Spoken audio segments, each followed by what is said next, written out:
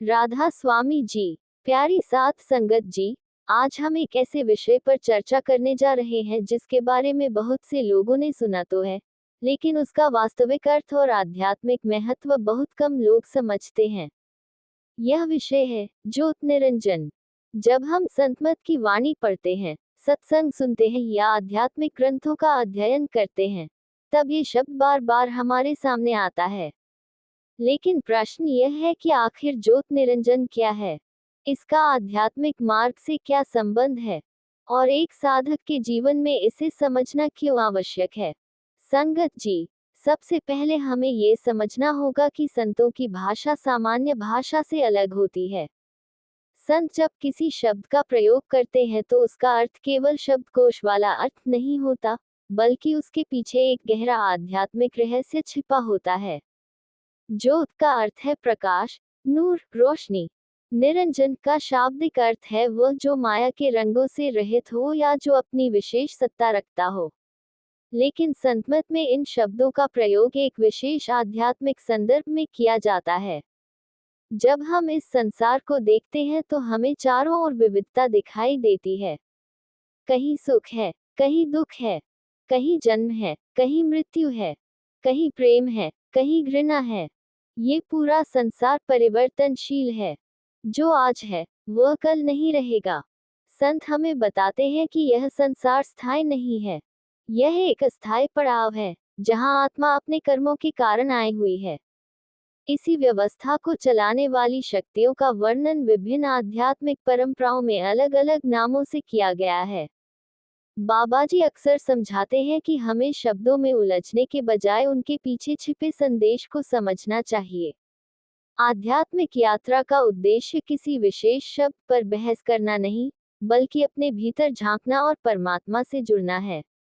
यदि कोई व्यक्ति केवल शब्दों के अर्थ में उलझा रहे और अपने अभ्यास पर ध्यान न दे, तो वह वास्तविक लाभ से वंचित रह जाता है। संतमत हमें बताता है कि आत्मा मूल रूप से शुद्ध है। उसका वास्तविक घर इस भौतिक संसार से परे है। लेकिन जब आत्मा मन और माया के प्रभाव में आती है, तब वह अपने असली स्वरूप को भूल जाती है। यही भूलना संसार के दुखों का कारण बनता है।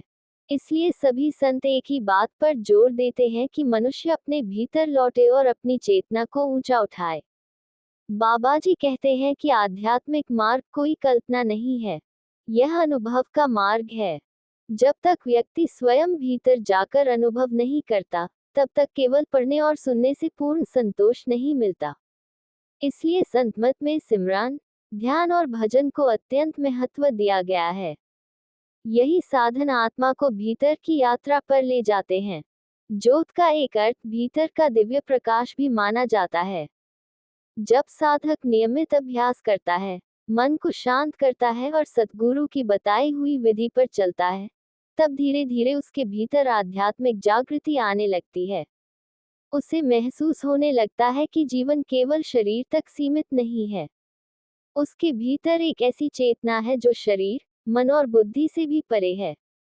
संगत जी, संसार में अधिकांश लोग बाहरी उपलब्धियों के पीछे भागते रहते हैं। धन, पद, प्रतिष्ठा और भौतिक सुखों की प्राप्ति को ही जीवन का उद्देश्य मान लेते हैं। लेकिन इतिहास गवाह है कि इन सब को प्राप्त करने के बाद भी मनुष्य के भीतर खालीपन बना रहता है। ये खालीपन केवल परमात्मा के प्रेम से भर सकता है। आत्मा की वास्तविक भूख आध्यात्मिकता है, न कि केवल भौतिक उपलब्धियां। संतों ने हमेशा प्रेम को सबसे बड़ा साधन बताया है। जब मनुष्य अपने भीतर प्रेम विकसित करता है, सेवा करता है, विनम्रता अपनाता है और नाम का अभ्यास करता है, तब उसका जीवन बदलने लगता है। उसका दृष्टिकोण बदल जाता है। वह दूसरों में दोष देखने के बजाय अपने सुधार पर ध्यान देने लगता है। बाबाजी अक्सर कहते हैं कि यदि हम अपने जीवन में आध्यात्मिक प्रगति चाहते हैं तो हमें 3 बातों को मजबूत करना होगा: नियमित सिमरन, नियमित भजन और सद्गुरु पर भरोसा। इन तीनों के बिना मन को नियंत्रित करना कठिन है। मन हमेशा बाहर की ओर भागता है, लेकिन अभ्यास उसे धीरे धीरे भीतर की ओर मोड़ देता है। आध्यात्मिक मार्ग पर सबसे बड़ी बाधा हमारा अहंकार है।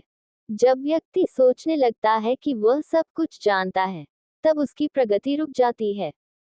लेकिन जब वह विनम्र होकर सद्गुरु की शरण स्वीकार करता है, तब उसके लिए नए द्वार खुलने लगते हैं। विनम्रता वह कुंजी है जो आध्यात्मिक खजाने के द्वार खोलती है। संगत जी, ज्योत निरंजन जैसे शब्द हमें ये याद दिलाते हैं कि यह संसार एक बड़ी व्यवस्था का हिस्सा है। लेकिन संतों का मुख्य संदेश हमेशा यही रहा है कि हमें अपनी चेतना को ऊंचा उठाना है और परमात्मा के प्रेम में जुड़ना है। बाहरी ज्ञान तब तक अधूरा है जब तक वह हमें भीतर की ओर न ले जाए। जब हम प्रतिदिन सिमरन करते हैं, तो मन की चंचलता कम होने लगती है। जब हम भजन में बैठते हैं, तो भीतर शांति का अनुभव होने लगता है।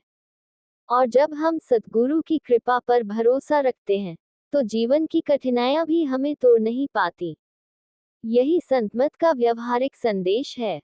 आज आवश्यकता इस बात की नहीं है कि हम केवल आध्यात्मिक शब्दों की व्याख्या करें। आवश्यकता इस बात की है कि हम उन्हें अपने जीवन में उतारें। यदि हमारा व्यवहार नहीं बदलता, यदि हमारे भीतर प्रेम नहीं बढ़ता, यदि हमारी विनम्रता नहीं बढ़ती, तो केवल ज्ञान एक बोझ बन जाता है। आइए हम संकल्प लें कि हम नियमित नाम सिमरन करेंगे, सत्संग के संदेशों को जीवन में अपनाएंगे, सेवा और प्रेम के मार्ग पर चलेंगे और अपने भीतर की आध्यात्मिक यात्रा को प्राथमिकता देंगे। यही संतों की शिक्षा का सार है। यही वह मार्ग है जो आत्मा को उसके वास्तविक घर तक पहुंचा सकता है।